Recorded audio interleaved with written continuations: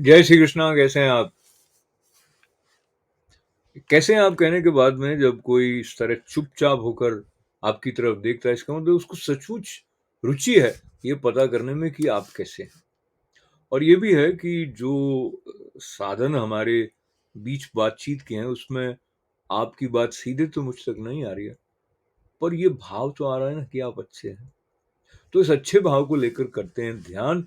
पार्थाय प्रतिबोधिता भगवता नारायणेन स्वयं व्यासेन ग्रथितां पुराणमुनिना मध्ये महाभारतम् अद्वैतामृतवर्षिणीं भगवतीम् अष्टादशाध्यायिनीम् अम्ब त्वामनुसन्दधामि भगवद्गीते भवद्वेषिणी। गीता माता की जय जयकार करते हुए आज जो 19वें और 20वें श्लोक की तरफ हम जाएंगे, उसके पहले मैं आपके साथ ये बात याद कर लूं कि हम क्या याद करते हैं उसके अनुसार हमारा चिंतन होने लग जाता है। हमारा मन उस तरह के कभी फूलों की घाटी में सैर करने के लिए चला जाता है हमको लेकर, या कभी कभी आंसुओं की नदी के अंदर डुबकी लगाने के लिए हमारा हाथ पकड़ कर ले जाता है।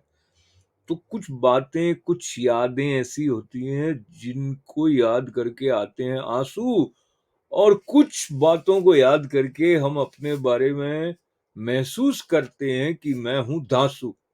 तो ये तुकबंदी की बात यादों के साथ इसलिए कि मन हमारा कहाँ जा रहा है, मन बड़ा चंचल है, तो उसको देखना है। ये संकेत श्रीमद् भगवत गीता में स्थान स्थान पर आते हैं। और अब 14वें अध्याय में जो बातें हो रही हैं भगवान द्वारा बताई जा रही हैं, उसमें गुणों की स्पष्टता की जा रही है।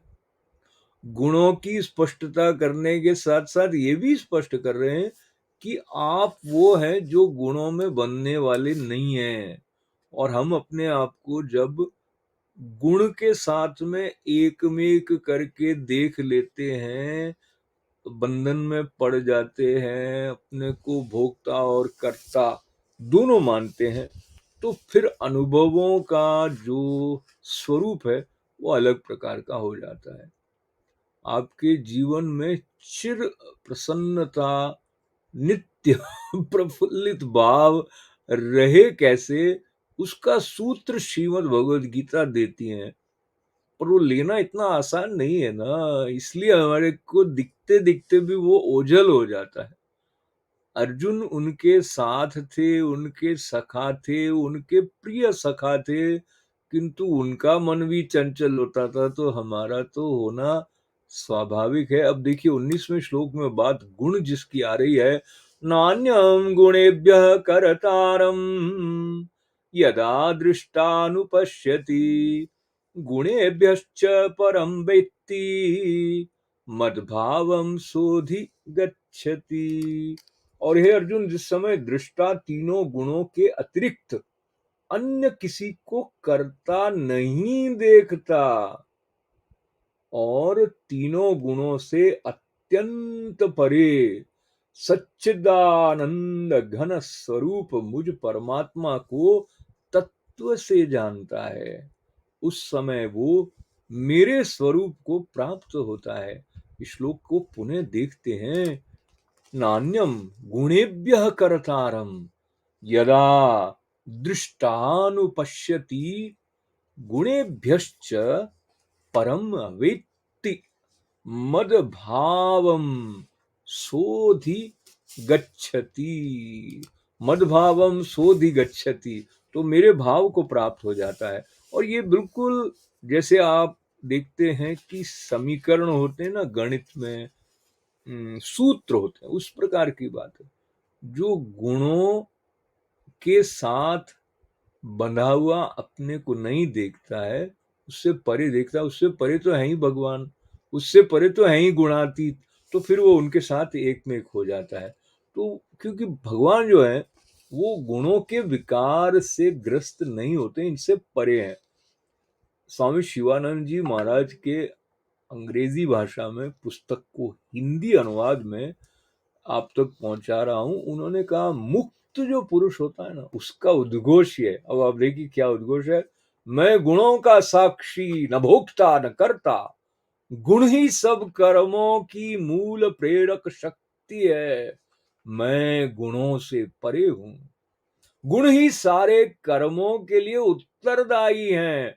मैं सब गुणों से अलग हूं, मैं शुद्ध चैतन्य, इन गुणों से मेरा स्पर्श भी नहीं हो सकता। बताइए, ये उद्घोष जो है, ये मुक्त पुरुष का उद्घोष है।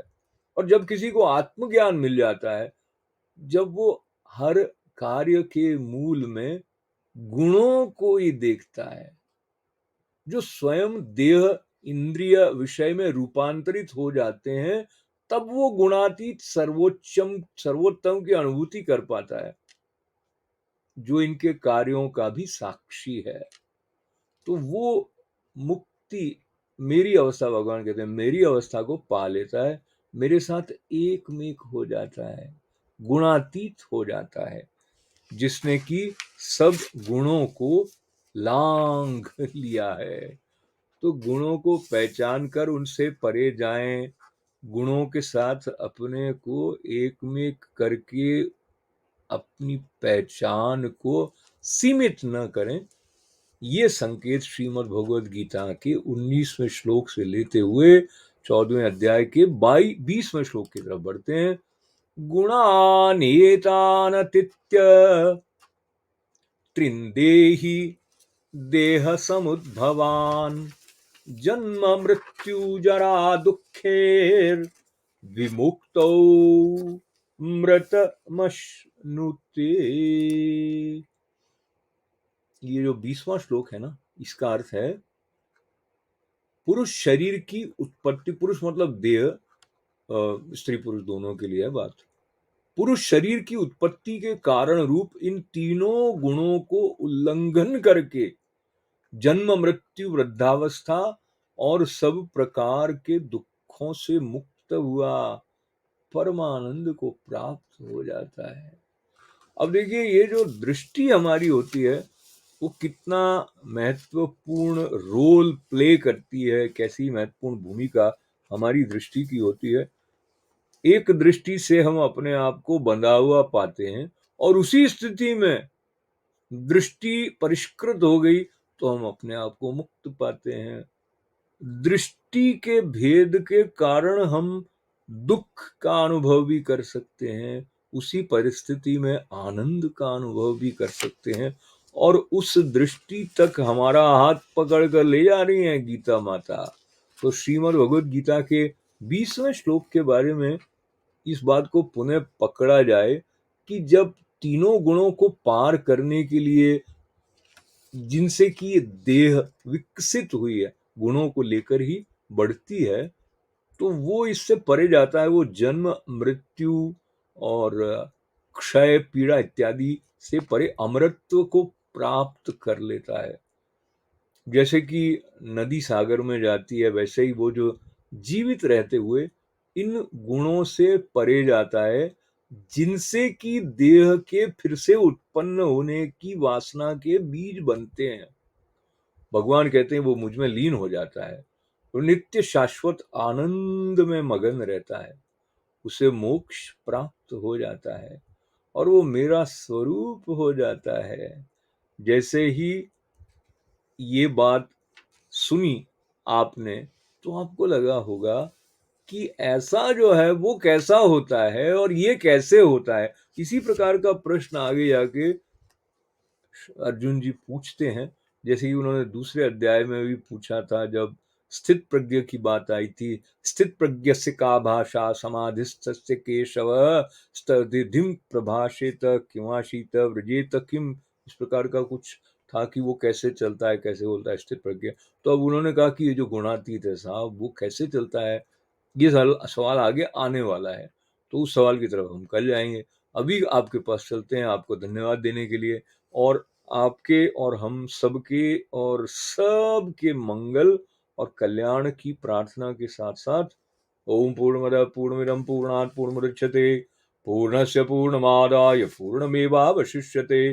ओम शांति शांति शांति शांति। जय श्री कृष्णा।